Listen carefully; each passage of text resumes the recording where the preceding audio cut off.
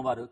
ঈদের বিশেষ তৃতীয় মাত্রা দেখবার জন্য প্রিয় দর্শক, বাংলাদেশের বাইরে যারা টেলিভিশন সেটের সামনে বসে আছেন, আপনাদের সকলকে সাদর আমন্ত্রণ। এবং ঈদের তৃতীয় মাত্রার বিশেষ তৃতীয় মাত্রা বৈশিষ্ট্য আপনাদের সবারই জানা। আজকে এই বিশেষ তৃতীয় মাত্রায় উপস্থাপন করব একটি পরিবারকে, এবং পরিবারের যিনি কর্তা, আপনাদের সবার পরিচিত, সত্য এবং সাহসী কথনের জন্য সবার প্রিয়, যদিও অনেকটা সময় ধরে তার কথাবার্তা খুব একটা শোনা যাচ্ছে না। এবং এমন একটি পরিবার, যে পরিবার ধর্মীয় বিবেচনায়, সাংস্কৃতিক বিবেচনায়, খেলাধুলার বিবেচনায় সব দিক থেকে অনেকখানি এগিয়ে। আর পারিবারিক বন্ধনের দিক থেকে কতটা, সেটি আমরা এই অনুষ্ঠান যখন দেখব, যারা দেখবেন তারা উপলব্ধি করতে পারবেন। দর্শক, আজকে যাকে কেন্দ্র করে এই তৃতীয় মাত্রা এবং যারা এসছেন যাকে কেন্দ্র করে, তিনি আপনাদের সবার পরিচিত মুখ। বাংলাদেশ সরকারের সাবেক সচিব, সম্পাদক হিসেবে দায়িত্ব পালন করেছেন এটি ইংরেজি দৈনিকের অনেকটা সময়। এবং আমি কথাবার্তার কথা বলেছি, লেখালেখি করেন, স্পষ্টবাদী মানুষ, বইও প্রকাশিত হয়েছে। এবং অতি সম্প্রতি একটি অত্যন্ত গুরুত্বপূর্ণ কাজ তিনি করেছেন, পবিত্র কোরআন শরীফের বাংলা অনুবাদ করেছেন। এবং আমার একাধিক বাংলা অনুবাদ পড়বার সুযোগ হয়েছে। আমার মনে হয় এর চাইতে সহজবোধ্য, সাবলীল বাংলা অনুবাদ, এত চমৎকার অনুবাদ আর কখনো হয়নি। আমার বায়ে বসা আছেন মোহাম্মদ আসাফুদ্দৌলা। তারপরে যিনি রয়েছেন, তার পরিবারে মোট 3 কন্যা রয়েছেন, 1 পুত্র রয়েছেন, স্ত্রী রয়েছেন, 9 জন নাতি নাতি রয়েছেন, জামাতারা রয়েছেন, পুত্রবধূ রয়েছেন। আজকে শুধুমাত্র তার সহধর্মিনী 3 কন্যা এবং পুত্র আমার সঙ্গে স্টুডিওতে রয়েছেন।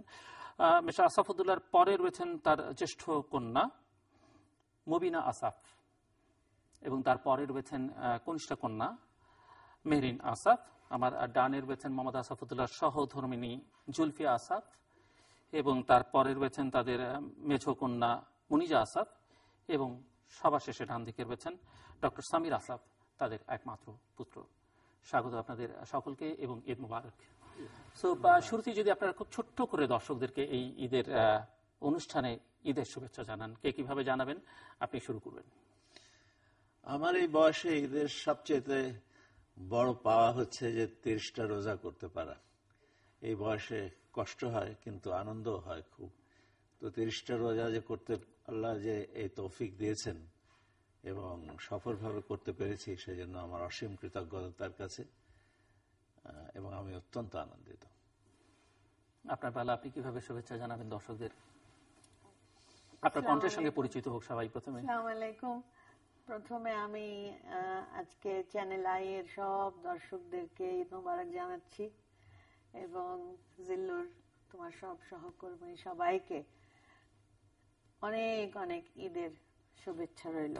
আমি আমার হাজবেন্ড এবং আমার ছেলে মেয়েদের তরফ থেকে, নাতি নাতনি সবার তরফ থেকে। এবং এই প্রথমবার আমি আসছি টিভিতে, স্পেশালি তৃতীয় মাত্রা তো সবসময় দেখেছি, আজকে আসছি সেটার জন্য। জি, আরো অনেক কথা শুনবো আপনার কাছ থেকে, অনেক জানা এবং অজানা কথা। মুবিনা আসাফ, আপনি? সুন্দরভাবে রোজাগুলো করতে পারলাম। মনে হচ্ছিল খুব গরম, একটু কষ্ট হবে, কিন্তু সেরকম কষ্ট হয়নি। আল্লাহর অনেক রহমত হয়েছে আমাদের উপরে যে সুন্দরভাবে করতে পেরেছি, এটা একটা খুব ভালো দিক। আর ঈদটাও খুব ভালোভাবে কাটলো সবার সাথে। আমার বোন থাকে না এখানে, ওকেও পেলাম, সেটাও একটা অ্যাডেড এনজয়মেন্ট ছিল। সো মাশাআল্লাহ ভালোভাবে গেছে সব। ডক্টর সামির? আসসালামু আলাইকুম। আমি সবাইকে ঈদ মোবারক জানাই, এবং channel I K thanks for inviting us. I reflect the same feelings. যে রমজান মাসটা was very special for all of us, and ঈদের আমেজে, এই ফুর্তিতে আমরা সবাই খুবই আনন্দিত, এবং আজকে সবাই এখানে একসাথে হতে পেরে খুবই ভালো লাগছে। কতদিন পর আপনারা এরকম একসাথে হন? আমার বোন দেশের বাইরে থাকে, আপাস উনি বছরে 1 বার অথবা 2 বার আসেন। তো এরকম ঈদের সময় সো আমাদের জন্য আসলে ঈদের হাইলাইটটাই হলো যে বাচ্চাদের সাথে বাবা মা ভাই বোনরা একসাথে কাটাবো, এবং আমি আশা করি সবাই এই সুযোগটা পাক বারে বারে। আসসালামু আলাইকুম, থ্যাংক ইউ ফার্স্টে আমাদের ইনভাইট করার জন্য। আমার জন্য ঈদ ইজ ভেরি স্পেশাল, যেহেতু আমি বিদেশে থাকি। আমি প্রত্যেক বছর এসে আমার আব্বা আম্মা ভাই বোনদের সাথে ঈদ করি। সো আমি সারা বছর ওয়েট করি যে কখন সামার হবে, আমি আসবো, ঈদ করবো। আসাদুল্লাহ, আপনি একটু জাস্ট প্রাইমারি ইন্ট্রোডাকশনটা হলো, সবাইকে দর্শকরা দেখলেন, কিন্তু সবার সম্পর্কে আপনি একটু যদি বলেন, আপনার পরিবার সম্পর্কে আসলে ব্রিফলি ওনাকে দিয়ে যদি শুরু করেন। ওনার সাথে তো জীবনের অধিকাংশ সময় কাটালাম। আমি আসলে একটু দেরি করে বিয়ে করেছি, যে বয়সে আমার কলিগরা বিয়ে করেন কিংবা আমার সমসাময়িকরা তার অনেক পরে। আমি প্রায় চাকরিতে ঢুকেও 5 বছর পরে বিয়ে করেছি। তো উনি খুব ভালো ছাত্রী, পাকিস্তানের সময় বেস্ট ছাত্রী হিসেবে আইয়ুব খান গোল্ড মেডেল পেয়েছিলেন। তো আমি খুব সৌভাগ্যবান মনে করি নিজেকে। আমার একটু পড়াবার সৌভাগ্য হয়েছিল ওনাকে। She is a very brilliant mind. এরকম ভালো ছাত্রছাত্রী অনেক দেখেছি, কিন্তু সলিড ছাত্রছাত্রী পাওয়া খুব মুশকিল। She is a very solid person, very religious person. এবং আমার মতো বাধ্য হয়ে আপনার পড়াবার সুযোগ হয়েছিল নাকি বাধ্য হয়ে বিয়ের পরে? হ্যাঁ। তো ওনাকে আসলে আমি একটু গিলটি ফিল করতাম, কারণ আমি যখন বিয়ে করেছি ওনার গ্রাজুয়েশনের আগে। তো আমার সবসময় মনে হতো যে আমার শ্বশুর বাড়ি আমার দিকে তাকিয়ে ভাবেন যে আমার মেয়েটার, এত ব্রিলিয়েন্ট মেয়েটার লেখাপড়ার ভবিষ্যৎ এই ছেলেটি নষ্ট করেছে। এই জন্য আমি খুব নিজে উদ্যোগ নিয়ে ওনাকে পড়িয়েছি এবং তার রেজাল্টও পেয়েছি। খুবই ভালো উনি করেছেন। তবে আমি মানুষ হিসেবে একটু ডিফিকাল্ট, হাজব্যান্ড হিসেবেও খুব ডিমান্ডিং এবং খুব ডিফিকাল্ট, অফিসার হিসেবেও আই ওয়াজ ভেরি ডিফিকাল্ট। সবকিছুতে আমি গান বাজনার মধ্যেও আমি ডিফিকাল্টটাই বেছে নিয়েছি সারা জীবন। এবং আমার কাছে একবার গান শিখতে এসে দ্বিতীয়বার আসে না কেউ। আমি একটা স্ট্যান্ডার্ড এক্সপেক্ট করি, সেটা মিট না করতে পারলে আমি রেগে যাই। এটা আমার পড়াতে গেলেও এটা হয়েছে, অ্যাজ এ শিক্ষক। গান শেখাতে গিয়েও আমার এই একই ব্যাপার হয়েছে। তো ওনাকে দেখেছি লেখাপড়াতে আর এছাড়া ওনার যে সহ্য শক্তি কতখানি, এটা বোঝা যায় যে মানে half a century she has tolerated me. আমাকে সহ্য করেছেন অর্ধ শতাব্দী। এটা ওনার একটা নোবেল প্রাইজ, পিস প্রাইজ উনি পেতে পারেন। এই একটা, এই জন্য আমি খুব কৃতজ্ঞ তার কাছে। আর আমার বড় মেয়ে কর্মজীবনও গেছে ওনার, কর্মজীবন গেছে। উনি প্যান প্যাসিফিকে 10 বছর কাজ করেছেন। তার আগে ট্যুরিজম কর্পোরেশনের ছিলেন, ওখানেও প্রায় 10 বছর। দীর্ঘ মানে হোটেল ইন্ডাস্ট্রির one of the leading personalities of this country. বিদেশেও গেছেন, হসপিটালিটি ট্রেনিং ইত্যাদি সবকিছু করে। She is a very professional person. আমার বড় মেয়ে আইনের ছাত্রী এবং পেশাগতভাবে আইন পেশাতে জড়িত হলেন। আমার আব্বা was a very well known lawyer of the supreme court. তো সেই ট্রেডিশন আমরা ভাই বোনরা কেউ রাখতে পারিনি নানা কারণে। তো আমি খুব ইচ্ছা ছিল ছেলে মেয়েদের মধ্যে অন্তত কেউ আমার আব্বার প্রফেশনটা। তো উনি এই প্রফেশনটা স্বেচ্ছায়, আমার এই ইচ্ছা জেনে, এই ইচ্ছার প্রতি রেসপেক্ট দেখে উনি আইন পেশা নিলেন। এবং আমার আব্বার রেখে যাওয়া যে গাউনটা, উনি যেদিন প্রথম সুপ্রিম কোর্টে কেস করতে যান, এদিন এই গাউনটা আমি ওনাকে উপহার দিয়েছিলাম। আশা করি এখনো সেটা সযত্নে তিনি রেখেছেন। এবং আব্বার যত লয়ের বই এগুলি। And she climbed up as Assistant Attorney General and then as Deputy Attorney General. She was doing very well. তো তারপর হয়তো আর চাকরি করতে অসুবিধা হয়েছে আমার কারণে। আমি নিজেকে খুব গিল্টি ফিল করি সেজন্য। এখন উনি একটি বিদেশি মাল্টিন্যাশনালের লিগ্যাল চিফ। এবং তার খুব রাগ, খুব শাসনে মানুষ করেছে যদিও, কিন্তু খুব অভিমানী, খুব টাচি, খুব সেন্সিটিভ। তাকে হ্যান্ডেল করা খুব ডিফিকাল্ট। এত বেশি তিনি এক্সপেক্ট করেন এবং এত স্ট্রং তার প্যাশন ফর লাভ, যে সে বাপের যে কাছে হোক, মানে চুল থেকে মানে পান থেকে চুন অথবা চুন থেকে পান, কিছু এদিক ওদিক হলে উনি সহ্য করতে পারেন। এই জন্য she is very special to me. I handle her. আমি বুঝতে পারি ওনাকে, উনি অনেকটা আমার মতো। সেই কারণে ওই চমৎকার বর্ণনা। আমরা কিন্তু আবার উল্টোটাও শুনবো আপনাদের কাছ থেকে। মেজো মেয়ে মুনিজা আমার একটা গিল্ট ফিলিং চিরদিন তার কাছে। ও বেশ একটা সময় নানা নানির কাছে ছিল। যখন আমরা স্বাধীনতার সংগ্রাম হয় এখানে, তখন নানানের কাছে, আমি তো পোস্টেড তখন পাকিস্তানে। তো বেশ একটা জীবনের একটা সময় আমি ওকে দিতে পারিনি। তা আমি যখন যেতাম আমার শ্বশুর শাশুড়ির সাথে দেখা করতে, এ দরজার পাশে এসে দাঁড়িয়ে থাকতো যেন অপরিচিত একটা লোককে দেখছে, এবং তা আমার খুব কষ্ট লাগতো। তো ওর জন্য সেই ইয়েটা, ভালোবাসাটা দিতে পারি না। এখন আবার থাকে বিদেশে বেশিরভাগ, তো এত ভালোবাসা, ফোনও আমি করতে পারি না, আমার এত কান্না পায় ওর সাথে কথা বলতে গেলে। তো সেই জন্য ওর সম্বন্ধে আর কিছু বললাম না। এরপরে ছেলে,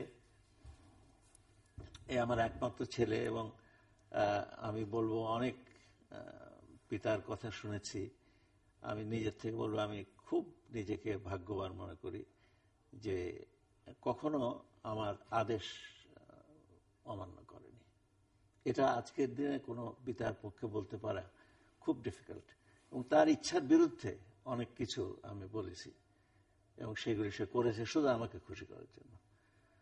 তো এটা একটা আজকের দিনের বিবেচনায় একটা সাংঘাতিক বড় একটা গুণ একটা ছেলের কাছ থেকে। এবং আমি আশা করি আমি কথা যে বলছি এটা যারা প্রফেশনালিস্ট তারা শুনবেন। এ বেসিক্যালি ইকোনমিক্সের ছাত্র। তো আমার তো economics, London school of economics থেকে ডিস্টিংশন নিয়ে অত্যন্ত নাম করে বেরিয়েছেন, সব ঠিক আছে। কিন্তু আমি বহু প্রতিভাবান ইকোনমিক্সকে দেখার সৌভাগ্য হয়েছে, তারা কাজ করেছেন আমার সাথে অনেক। কিন্তু এই ছেলেটি সম্পর্কে আমি কিন্তু আমার ছেলে মেয়ে বলে বাড়িয়ে কথা বলা, এগুলো আমার অভ্যেস নাই যে আমার ছেলে সুতরাং he is the best, not at all, বরঞ্চ কমিয়ে বলা আমার স্বভাব। তো আমি তাকে নিয়ে অনেক দিন ইকোনমিক্সের কিছু ব্যাপারে, আমি যখন কমার্স সেক্রেটারি, কয়েকটা ব্যাপারে আলাপ করেছি। আমার কিছু ধোঁয়াশা ছিল মনে, এই ডব্লিউটিওর ব্যাপারে ছিল কম্পারেটিভ অ্যাডভান্টেজ, আমার এখনো মনে পড়ে। লন্ডন থেকে অক্সফোর্ড পর্যন্ত যাওয়ার পথে 3 ঘন্টা গাড়িতে he told me about it, এবং আমি যেটুকু জানতাম আমার হঠাৎ মনে হলো আমি কিছুই জানি না। যেটুকু সে জানে হি সো সলিড যে অন্তত আমাকে ফাঁকি দিতে পারবে না। দীর্ঘদিন চাকরি করে এইসব পিএইচডি এইসব বহুত আমার হাতের মধ্যে দিয়ে গেছে, বহু ছাত্র আমার, কিন্তু এ অত্যন্ত সলিড তার সাবজেক্ট, এত সলিড তার নিজের সাবজেক্টে যে বাংলাদেশের দুর্ভাগ্য যে তার ইকোনমিক্সের এই জ্ঞানকে ব্যবহার করতে পারেনি। আশা করি কোনোদিন সেটা ভেতরে জিনিস থাকলে সেটা চাপা থাকবে না। আর আমার ছোট মেয়ে, খুব যা ছোটরা হয়, আমার আব্বার সবচেয়ে প্রিয়, সুতরাং যেহেতু আমার আব্বার আমি খুব প্রিয় ছিলাম, সুতরাং আমারও খুব প্রিয়। এই একটি মেয়ে যাকে আমি বকি নাই কোনোদিন তাকে বকি নাই, কারণ আমার আব্বা আমাকে নিষেধ করে দিয়ে গেছেন তাকে বকতে। তো আর বলেছিলেন যে প্রত্যেক সিজনের যে নতুন ফল হবে এটা মুখে তুলে খাওয়াতে, এটা সবসময় পারি না, এরা বড় হয়ে গেছে, যখন আমার হাতে ফল তখন ওরা কাছে নাই, এই জন্য হয় না। কিন্তু আমার মনে মনে আমি খাওয়াই সবসময়, এইটা বলবো। এও খুব অভিমানী, খুব সেন্সিটিভ, কিন্তু ভেরি ব্রাইট গার্ল। ও MBA করেছে ক্যালিফোর্নিয়া থেকে, এবং একদম 10 মাসে she finished her course and fantastic student. এখন নিজেদের ব্যক্তিগত ব্যবসা করে। এবং আমি একটা ওভারঅল কমেন্ট করতে চাই যে I live in a very happy atmosphere. আমার বাইরের পৃথিবীর দরকার হয় না, এই জন্য আমি বাইরে কম যাই। আর কথা কেন বলি না সেটা তোমার চেয়ে ভালো আর কেউ বলতে পারবে না, সেটা এখন বলা। সেই আলোচনায় আমরা আজকে নাই যাই। বাকিদের নিয়ে একটু খুব সংক্ষেপে, জামাতা, পুত্রবধূ, একমাত্র পুত্র, গ্র্যান্ড চিলড্রেন যারা আছেন, সংখ্যা বা পরে এত আগ্রহ আপনার? আচ্ছা, আমার 9 জন নাতি নাতনি, মাশাআল্লাহ। সবচেয়ে ছোটটা হলো 8 বছরের, আর সবচেয়ে বড়টা হলো 21 বছরের। মাশাআল্লাহ, ইউনিভার্সিটিতে পড়ে বিদেশে। এরা হলো আমার জানের টুকরা। আমি মনে করি যে আমার বাচ্চাদেরকে আমি এতখানি সময় আর আদর দিতে পারি নাই যত আমি এখন আমার নাতি নাতনিদের দিই। ওরা আমাকে কালকে বলেছে আমরা তোমার বেস্ট ফ্রেন্ড, তুমি কোনো সময় কোনো চিন্তা করো না, তোমার কোনো কিছু বলতে হলে আমাদের বলবা। আর আমার নাতিরা তো হলো আমার লাঠি, ওদের নাম হলো লাঠি। কার বিরুদ্ধে ব্যবহার করেন লাঠি? লাঠি মানে আমি বেশি বুড়ো হয়ে গেলে ওরা আমার সাপোর্ট অনেক দিবে। রকমের ব্যবহার আছে, জি। তো এটা হলো মানে একটা এবং সাংঘাতিক। আমি যতদূর জানি যে নাতি নাতিরাও আপনাদের ছেলেমেয়েরা যেভাবে বড় হয়েছে তাদেরকে ঠিক একইভাবে। তো আমি সেই একটা জিনিসই এখন কুইকলি বলে ফেলি তোমাকে, সেটা হলো আমার শ্বশুর ওনার ছেলে মেয়েদেরকে যেভাবে আল্লাহর নাম নেওয়া, একসাথে নামাজ পড়া, একসাথে রোজা রাখা এবং যে ভ্যালিউজ গুলি দিয়েছিলেন, সেই জিনিস আসাফুদ্দৌলা সাহেব ওনার বাচ্চাদের মধ্যে এই জিনিসটা এমন সুন্দরভাবে ছোটবেলা থেকেই মানে গড়ে তুলেছেন ওদেরকে ওইভাবে যে ওরা যেরকম আল্লাহর নাম নেয়, নামাজ পড়ে এবং ভেতরে গুড মুসলিম, গুড পারসন, ট্রুথফুল পারসন হওয়া যে দরকার, সেটা ওর মধ্যে ঢুকে গেছে। এখন আমি ওদের সামনে, ওরা সামনে আছে বলে বলছি না, আমি এই জিনিসটা দেখি ওরা এনফোর্স করে দিয়েছে ওদের বাচ্চাদের মধ্যে। এই যে সালাত পড়া, তারাবি পড়া, এটা কিন্তু গতকালকেই আমাদের সাথে ইফতার করছিলাম, দেখলাম সব টুকুর টুকুর টুকুর টুকুর ছোট ছোট সব পড়তেছে, কেউ কিন্তু বলে নেই যে যাও সালাত পড়ো। তো এই যে মরাল ভ্যালিউজ, আল্লাহর পথে চলা, এগুলি কিন্তু একটা পরিবারকে একসাথে রাখার জন্য, ওদেরকে ভালো মানুষ হওয়ার জন্য বাপ মা, দাদা দাদি, নানা নানির শিক্ষা থেকে আসে। পুত্রবধূ জামাতাদের সম্পর্কে পুত্রবধূ আমার খুবই ভালো। সে আর আমার পুত্রবধূ বলি না, ওকে আমি আমার মেয়ে বলি, কারণ আমি তো মেয়েদের মা। তো সেই হলো আমার আরেকটা মেয়ে, খুবই এত লক্ষ্মী একটা মেয়ে, সবসময় আমাদেরকে দেখাশোনা করে। ওদের 3টা বাচ্চা, আমাদের সাথে, আমরা একসাথে থাকি। আমার জন্য ও একটা সাপোর্ট। এবং আমার যে মেয়েদের যে হাজবেন্ডরা, জামাতারা, ওরাও ঠিক সান ইন ল বলে কিছু নাই, ওরা হলো আমার ছেলের মতো। আমি ওদেরকে প্রথম দিনই বলে দিয়েছি, বাবা ইন ল পার্টটা বাদ দিয়ে দাও, তুমি আমার ছেলে, বকার সময় বকা খাবা, আদরের সময় আদর। আমি ভাই হাসি খুশি মানুষ, আমি অত সিরিয়াস হতে পারি না, আমার যা বলার আছে আমি বলে দিব। এবং তুমি সেভাবে ওনার সঙ্গে থেকেও 50 বছর আমি সিরিয়াস হতে পারলাম না।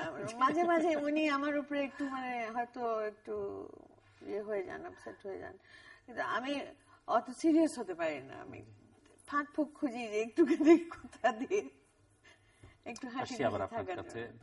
বাবা আপনাদের সম্পর্কে বললেন, এবং আমার মনে হয় কোনো বাবার মুখে এরকম ডেসক্রিপশন শোনা, পাবলিকলি শোনা, এটা অনেক অনেক বড় পাওয়া। সো আপনারা একটু ওনার সম্পর্কে বলবেন। আমরা তো জানি, টেলিভিশনে দেখি, লেখা পড়ি বা কথা শুনি, ভেতরকার আসাফুদ্দৌলাকে সবাই হয়তো সেভাবে জানেন না। তো আপনাদের 4 জনের কাছ থেকে, 5 জনের কাছ থেকে আসলে আমরা একটু শুনতে চাইবো যে মানুষ হিসেবে, ওনার প্রফেশনাল লাইফে সব মিলে, বাবা হিসেবে বা হাজবেন্ড হিসেবে উনি কেমন, এবং ভালো মন্দ মিলিয়ে আলোচনাটা আমরা শুনতে চাই। আসলে আপনাদের অভিযোগ থাকলে, অনুযোগ থাকলে সেগুলোও শুনতে চাই। আমার হয় বড় হিসেবে আপনি শুরু করুন। ধন্যবাদ। Very interesting topic. আব্বু সম্পর্কে আসলে কোথায় শুরু করব আর কিভাবে শেষ করব জানি না। জাস্ট মাথায় যেটা আসছে যে আসলে আব্বু এত ভার্সেটাইল একটা পার্সোনালিটি। আমরা 4 জন ভাই বোন মনে হয় কিছুই পাই নাই। যেরকম স্টুডেন্ট ছিলেন, সেরকম গান করছেন এখনো, আপনারা জানেন। আপনারা বোধহয় কেউ গান করেন না। আমরা আনফরচুনেটলি আমাদের গলাটা ঠিক সুন্দর গানের জন্য হয়নি, আমি জানি না কেন, we couldn't really pick up. আর ওরকম স্ট্যান্ডার্ডের না হলে তো গিয়ে লাভ নেই, তাই না? সো হয়তো সবাইকে দিয়ে গান হয় না, বাট জাস্ট আব্বুর ব্যাপারে বলতে গেলে মনে হয় যে অনেক দিক আছে আব্বুর। He is a poet, lyricist, composer, musician, he is a great orator. মানে যেদিকেই আব্বু গেছে একটা জায়গা করে নিয়েছে নিজের দিকে। একটা স্পোর্টস পারসন হিসাবে তার সুইমিং এর রেকর্ড ছিল। He is now playing golf, মাশাআল্লাহ। He whatever he does he excels. আর a man of very high moral principles and moral values, যেটা আমাদের মধ্যে ছোট থেকে আব্বু দিয়ে দিতে পেরেছে। আর এই যে রিলিজনের উপরে এটা একটা ডিউটি না, এটা বোঝা, এটা ব্যাপারে ফিল করা, এটা জানতে চাওয়া। আমরা খাবার টেবিলে গল্প করে যে কত কিছু শিখতে পেরেছি এবং এখনো সেটা করি। গল্পটা খাবার টেবিলেই হয় এবং কত ইনফরমেশন। হিজ মানে নলেজের ভান্ডার যদি একটা বলা যায়, and philosopher in the real world, I would say.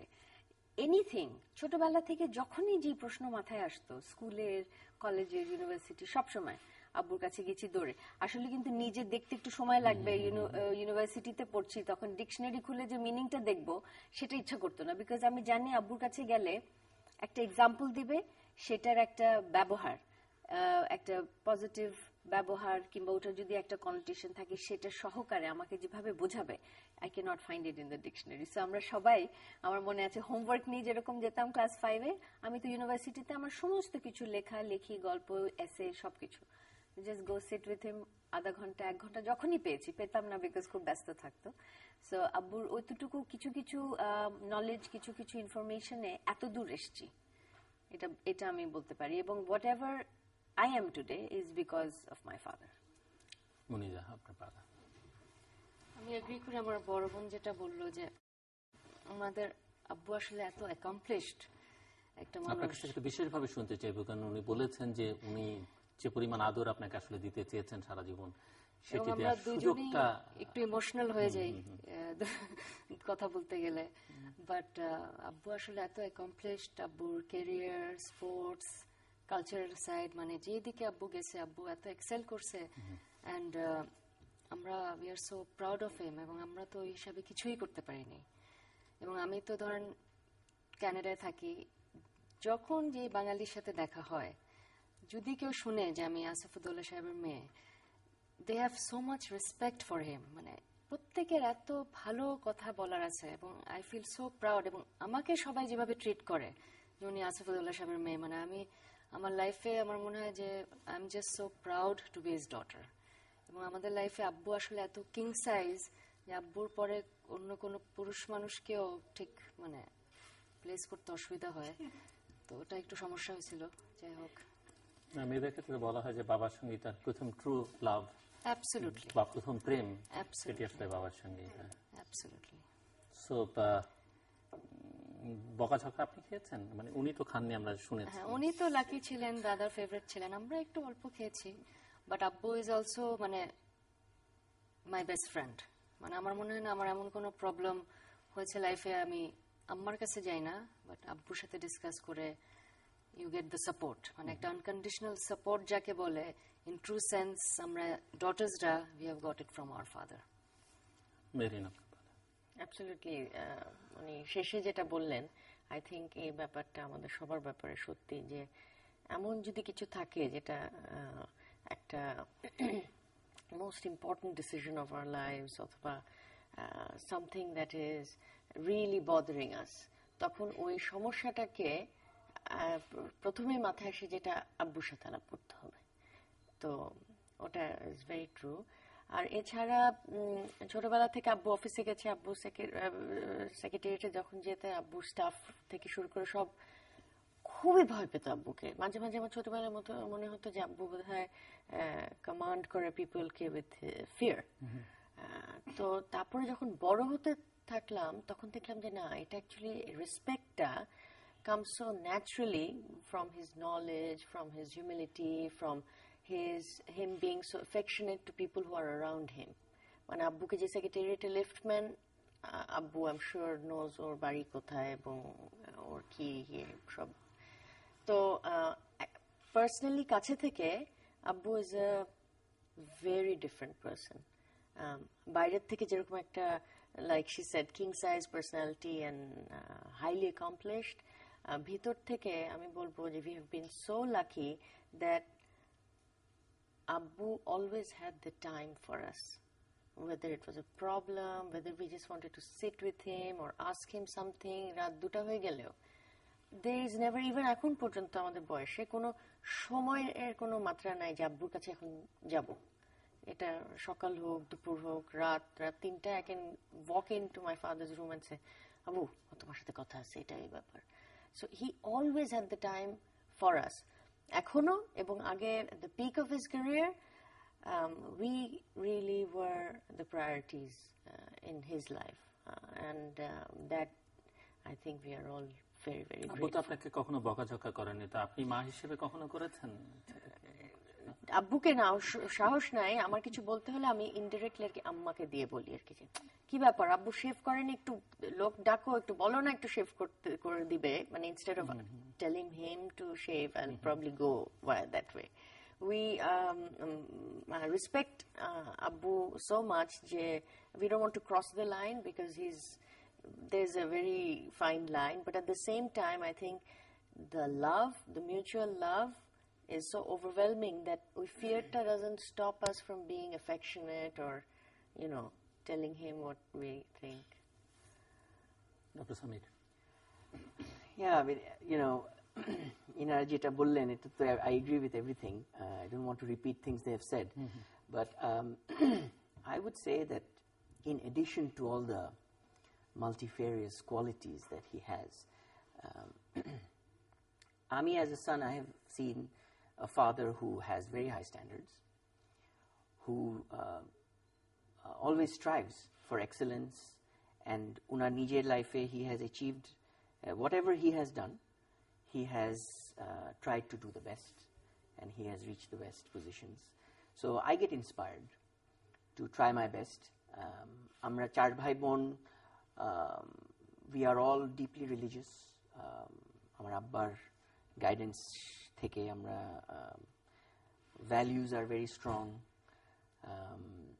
The balance, আমাদের মধ্যে একটা ব্যালেন্স, আমার আব্বা অলওয়েজ বলেন অ্যারিস্টন মেট্রন বলে একটা জিনিস আছে অ্যারিস্টটলের, যে রাইট ব্যালেন্স, কোনো কিছুরই বাড়াবাড়ি না করা। তো এইটা উনি শিখিয়েছেন, যে শো অফ না করা, বাড়াবাড়ি না করা, হাম্বল থাকা, লাইফের ভ্যালুগুলো ফলো করা, এবং এক্সেলেন্স যেটাই করো, try to B the best. So work very hard, এই যে ওয়ার্ক এথিকটা, সত্যি কথা বলা, honesty and all that. So I think we are all very lucky, এবং আমার মনে হয় উনি দেশকে আরো অনেক কিছু দিতে পারবেন। উনি এখনো লেখালেখি করছেন। So overall I just couldn't be more proud of a father, my mother, my sisters. We are one very happy family. So দোয়া করেন, আমি সবার কাছে দোয়া চাই যেন আমরা এভাবে হ্যাপি থাকতে পারি। অনেক ধন্যবাদ। এবার আপনার পালা, যে নোবেল আপনি পাওয়া উচিত, অনেকেই বলেন যে আপনার পাওয়া উচিত। কেমন কাটলো এই আমি 50-51 বছর, নাকি এরকমই? তো যেটা মনে আসবে সেটা বলবো, অবশ্যই তাই বলবেন। আচ্ছা, এই বছরে আমাদের 50 বছর আমাদের বিয়ের উদযাপন করলেন বা পার করলেন। তো দেখলাম সন্ধ্যা 3-4 দিন আগে আমার বাচ্চারা হঠাৎ আসলো, সব এসে ওনার আব্বার হাতে একটা খাম দিল আর বলল, তোমরা রেডি হয়ে যাও, তোমরা পরশুদিন টার্কি যাচ্ছ।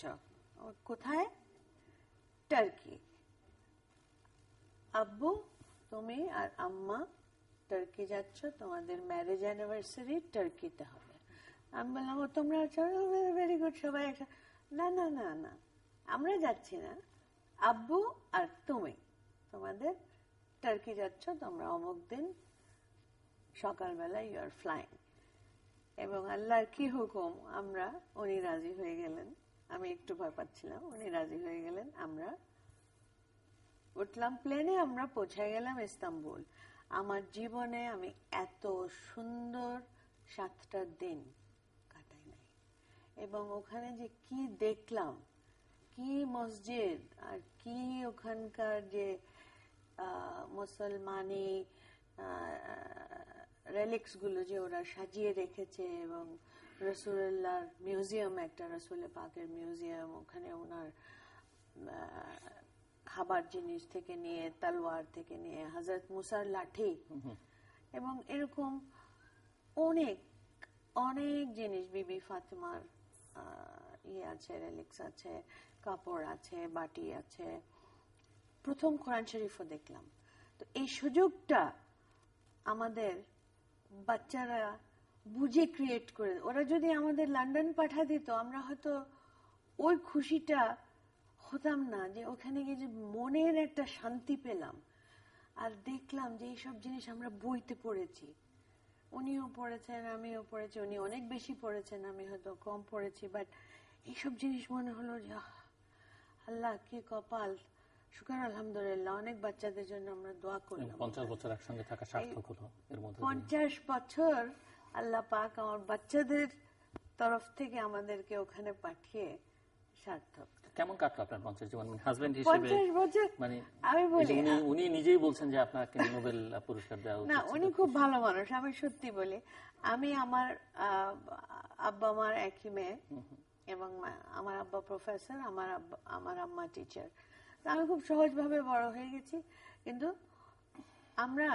আমার আব্বা মা বলেছিলেন যে একটু পরে বিয়ে করলে ভালো হতো, কিন্তু ওটা আমাদের আগে শুনি নাই কথা, আমরা গিয়ে বিয়ে করে নিলাম।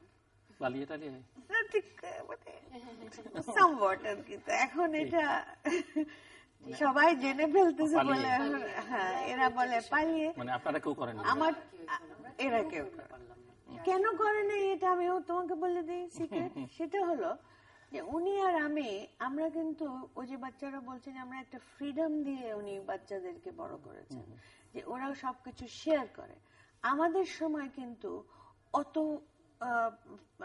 স্বাধীনতা ছিল না বাচ্চাদের, যে সব কথা বলবো, ওনাদের প্রয়োজন পড়েনি যেটা আপনাদের প্রয়োজন পড়েছিল। হ্যাঁ, সেটা আমার হয়তো ওটা অত সহজে সাক্ষাতের কথা মনে হয়। প্রথম সাক্ষাৎ বলেই ফেলি। প্রথম সাক্ষাৎ, আমি তখন ইউনিভার্সিটিতে ফার্স্ট ইয়ারে পড়ি।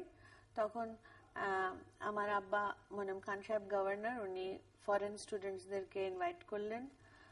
ম্যারি অ্যান্ডারসন জাহাজ ছিল ওটাতে। তো আমার আব্বা হঠাৎ বললেন উনি আমাদেরকে ফ্যামিলি যেতে হবে। গেলাম। তো ওখানে দেখি আমি মেয়েদের সাথে দেখি যে আমাকে বারবার একজন নিয়ে এসে একজনের সাথে আলাপ করে দিলেন, আমার আব্বারই একজন ওনাদের সিনিয়র কলিগ। আচ্ছা, আবার দেখি আমার পাশে বসিয়ে দিলেন। আচ্ছা, তো উনি আমারে বললেন তাস খেলো। আমি বললাম আমি I have never played all this, hold it. আচ্ছা, ধরলাম, দেখি হাত ধরে ফেলছে। আচ্ছা, ওকে, আই সি, অলরাইট। তো হলো। তার কয়েকদিন পরে টেলিফোন। আচ্ছা, তখন তো আমাদের ওই ফোন, ওই যে ঘুরিয়ে দেওয়া ফোন, আর আমি তো নট অ্যালাউড ফোন ধরার। আমার আম্মা তো একেবারে বাঘ। যাই হোক, ধরছি। আচ্ছা, উনি কথাবার্তা একটু শুরু হলো। আচ্ছা, ইউনিভার্সিটি, হ্যাঁ আচ্ছা, I will come to see you. এই যে দোস্তিটা হয়ে গেল, দোস্তি হয়ে গেল, ভালো লাগলো। আমি দেখলাম যে আমার চেয়ে ভালো ইংলিশ বলে। ও, এইটাতে আমি কিন্তু ফ্ল্যাট, মানে ইংরেজিতেই বাস। আমার আব্বা আমার বলেছেন would you like to get married? আমি বললাম yes, I will only marry the man who can write and speak better English than me. আমি তখন দেখলাম ওরে বাবা। হ্যাঁ, তখন উনি একদিন আমারে বললেন you must have heard my songs. আমি তো একটু সারপ্রাইজড হয়ে আমি do you sing? এটা কিন্তু উনি খুব আপসেট হয়ে গেছিলেন। আমার what do you mean I sing? You haven't heard my record? পরের দিন আমাকে ওরা নয়ন ভরা জল আর মোর প্রিয়া হবে ঈশ্বরানী 78 RPM এ ছিল তখন, ওটা উনি আমাকে প্রেজেন্ট দিয়েছিলেন। ওটা আছে আমার কাছে এখনো। তো এইভাবে শুরু হলো। তারপর তো আস্তে আস্তে যখন ফ্যামিলি থেকে হলো হ্যাঁ বিয়ে হবে পরে, দেখ পরে এত হুড়াহুড়ি কেন, এতে উনি আমাকে বলেন লেটস গেট ম্যারিড। আমি বললাম ওকে ফাইন, লেটস গো। তো একদিন খুব ঝড়ের রাতে এসে ইভিনিং এ বললো কাম নাও, আমিও বেরিয়ে গেলাম। So this is the start of a beautiful journey. I would not have asked Allah for anything more, and I will not exchange him or my 4 children for anything in the world. Lovely verse. আর কোন কথা মানে আপনাদের এই পারিবারিক জীবনের থেকে নেয়া কোনো সুন্দর ঘটনা, মজার ঘটনা আপনারা কেউ বলতে পারবেন, বা চারজন মিলে কন্ট্রিবিউট আপনাদের কাছ থেকে একটু শুনি। একটা মজা তো ওনার কাছ থেকে শুনলাম। একটা দুঃখ রয়ে গেল, পালাতে পারলাম না। এটা একটা কিভাবে এখনো সময় আছে, আমি বলছিলাম আপনাদেরকে যে এইটা তো একটা কি করা যেতে পারে। 1965 যেটা হয়েছে, একটা স্বল্প সময়ের জন্য বাবা মার কাছ থেকে পালিয়েছিলেন, তো আপনারা তো বাবা মার কাছ থেকে পালাতে চাইছেন না অন্য কারোর সাথে যদি পালানো যেত তাহলে খুব ভালো হতো, কিন্তু সময় বেশি। স্টোরি বলতে পারি, সেটা হচ্ছে অনেকদিন আগে আমাদের বাসায় একটা চোর এসেছিল। এটা হচ্ছে ধানমন্ডি 28 নম্বরের বাসায়।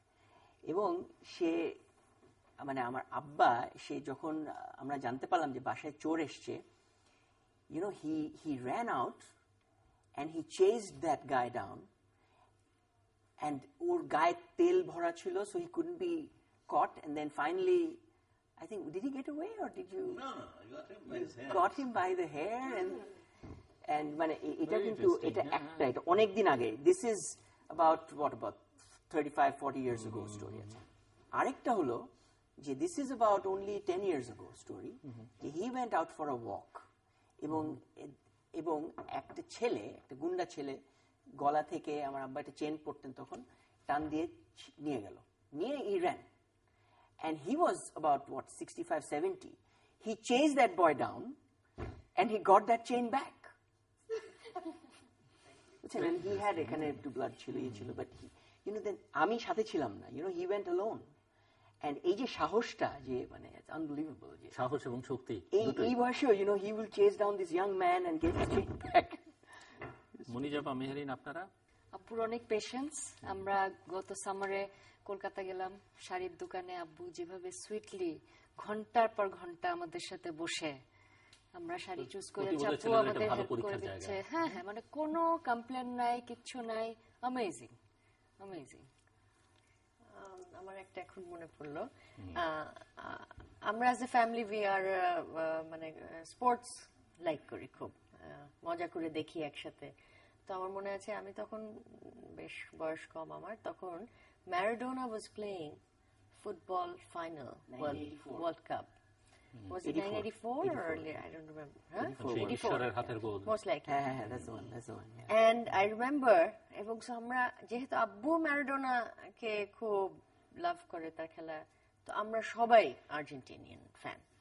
তো এখন আমার মনে আছে ওই সিনটা, যে আব্বুর রুমে আমরা সবাই দেখছি ফাইনাল ম্যাচটা, এবং যখন ওই যে গোল একটা হলো, আমার আব্বা বসেছিলেন, আমরা বিছানার শেষ মাথায় লাইন করে আমরা বসে টিভি দেখছি। আমার আব্বা বসেছিলেন, উনি উঠে বিছানার উপরে দাঁড়িয়ে গোল গোল বলে চিৎকার করা শুরু করতেন। and we were as a family, as a unit, we were all on the bed and we were all jumping and just screaming and celebrating the goal. So this is a part no one will expect from Abbu, because he's known as a very serious person and composed, but we are lucky enough to have those moments with him. চমৎকার। আপনি একটু বলবেন আমরা শেষ প্রান্তে, যে এই যে একটা পরিবারকে ভাবে আপনি গড়ে তুলেছেন, মানে মূল মন্ত্রটা কি, এবং এটা ফ্যামিলি বন্ডেজ। আমাদের তো এখন ফ্যামিলিগুলো আসলে সেই অর্থে, মানে যে গল্প আপনাদের কাছ থেকে শুনলাম সেগুলো পাওয়া খুব দুরূহ। মূল জিনিসটা হচ্ছে আমি সেইভাবে প্রতিপালন করতে চেয়েছি, চেষ্টা করেছি, যেভাবে আমার আব্বা আমাদের প্রতিপালন করেছেন, আব্বা মা। এবং তার মূল ভিত্তিটা ছিল ধর্মীয় মূল্যবোধ এবং রাসূলুল্লাহর জীবনের আদর্শ। এই যে সব অবজার্ভ করতে পেরেছি তত না, আমরা সাধারণ মানুষ অনেক ভুল করি, কিন্তু এর মধ্যেও যে মূল মন্ত্র, যেটা যেমন সততা একটা মূল মন্ত্র, মিথ্যা কথা না বলা, ডিসেপশন প্র্যাকটিস না করা, মুনাফিকি না করা, এবং নিজের সংস্কৃতি ধর্ম থেকে যেটা উদ্ভূত সেটা নিয়ে যেন লজ্জিত না হয় কখনো। সেটার অহংকারের জায়গাগুলো জানতে হলে পড়তে হবে, ইতিহাস পড়তে হবে, জীবনীগুলো পড়তে হবে। এইভাবে জীবনের কিছু আদর্শ এদের সামনে আমি তুলে দিতে, যেমন হযরত বড় পীর সাহেবের একটা আদর্শ। আমার কাছে কেউ যদি জিজ্ঞেস করে আপনার কাছে সবচেয়ে আদর্শবান ব্যক্তিকে পৃথিবীর, আমি হযরত আব্দুল কাদের জিলানীর জীবনী বলবো। যেমন লেখাপড়া তেমন তার জ্ঞান, সেরকম তার বক্তৃতা, সেরকম ধর্মের মূল্যবোধগুলো একটা একটা করে মানে প্রস্তর উনি চিনিয়ে দিয়েছেন। সেটা আমি চেষ্টা করেছি এদের মধ্যে ট্রান্সমিট করতে। খাবার টেবিলে হয়তো খাওয়া শেষ হয়ে গেছে 10টার মধ্যে, 10:30টার মধ্যে, কিন্তু গল্প চলেছে রাত 2টো 2:30 পর্যন্ত। হাতে খাবার জমে পাথর হয়ে গেছে।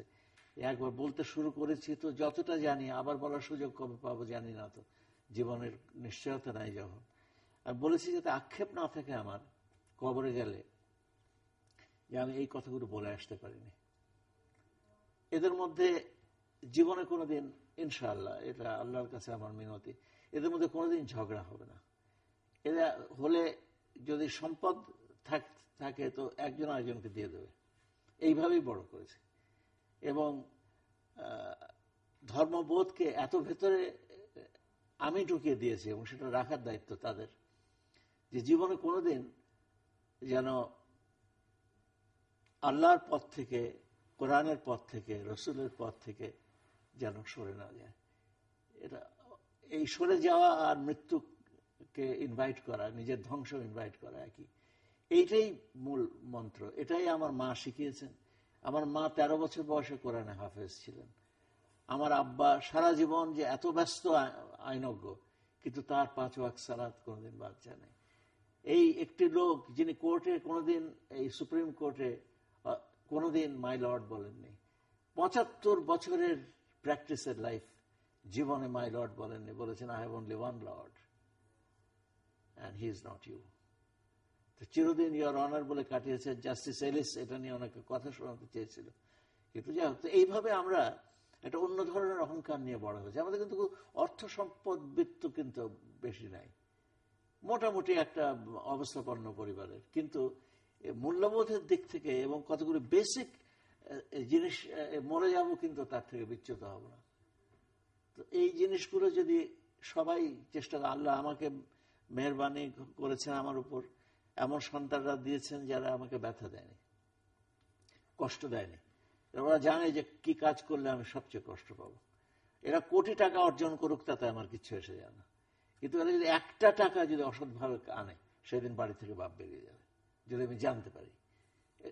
এইটা যে জানাতে পেরেছি, উনি যে এটা জানাতে আমাকে সাহায্য করেছেন, এবং ওনার মধ্যেও যে ধর্মের বোধ এত স্ট্রং, এটা না হলে বোধহয় আমাদের বন্ধন এবং পারিবারিক এই সৌহার্দ্য এত সুন্দর হতো না। চমৎকার। আমরা একেবারে শেষ প্রান্তে শেষ করব, বা 30 সেকেন্ডস করে প্রত্যেকে যদি কনক্লুড করবার জন্য কিছু বলবার থাকে। ডক্টর সামির, আপনি? সুখ দুঃখ নিয়ে, it's not that everything is perfect, কিন্তু we are always there for each other. ভাই বোনরা we are very very closest, মানে এর থেকে বেশি। আর আমার আব্বা আম্মা, উই আর, and religion, এটা very very important for me and for all of us. So I think that this is the key to now the religion, to it answers all the questions. So marine?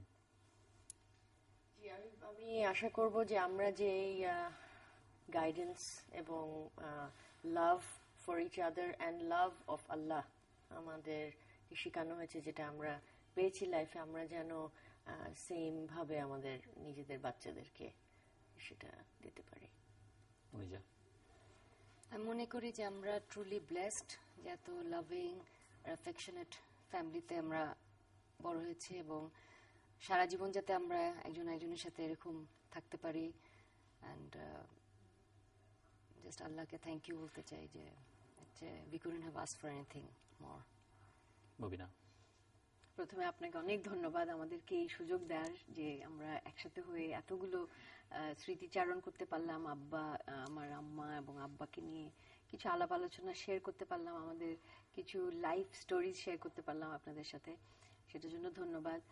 আপনারা দোয়া করবেন আমাদের, যাতে আব্বা এবং আম্মা long life হয়, আমাদেরকে দোয়া দিতে থাকেন। এবং এই সুযোগটা আসলে সবাই পায় না, যে একসাথে এই ফ্যামিলি টাইজটা শেয়ার করার। আমরা কিন্তু এখনো একসাথে নামাজ পড়ি, সালাত পড়ি, একসাথে অনেক কিছু করি, একসাথে খাই।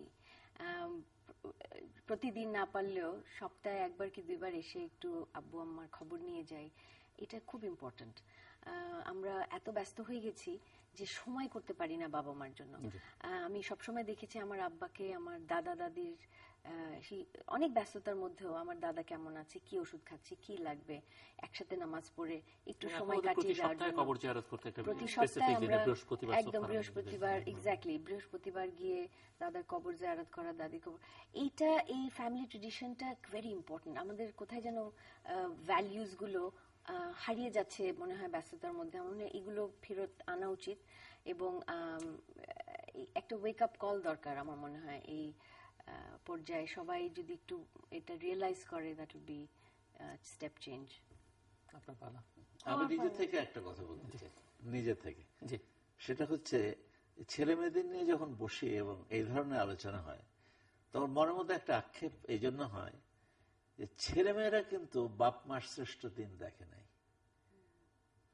আমার শ্রেষ্ঠ দিনের সাক্ষী কিন্তু এরা না, এরা তো আমার সন্তান। এরা যখন বড় হয়েছে তখন তো আই হ্যাভ রিটায়ার্ড, কিন্তু আমি নিজে যে কি ধরনের যুবক ছিলাম, তরুণ ছিলাম, আপনার ঘরে গেলে তার নমুনা অনেক পাওয়া যায়। বোঝাতে পারবো না যে এই পাঞ্জাবি পাঠান এদের কিভাবে যে ধরাশায়ী করতে। আরেকদিন ধন্যবাদ। আমি এই অনুষ্ঠান কুইকলি বলছি, আমি এই অনুষ্ঠানের জন্য আমি এত খুশি হয়েছি যে এখানে এই প্রথম আসতে পারলাম বাচ্চাদেরকে নিয়ে, ওনাকে নিয়ে। আমি বলতে চাই বাংলাদেশের সব বাপ মাদের যে আপনারা আপনাদের বাচ্চারা যেন আল্লাহ ভক্ত হয় এবং ভালো মানুষ হয় এটা, এবং তাদেরকে একটু দেখে রাখেন কার সাথে আছে, কোথায় যাচ্ছে, কি খাচ্ছে।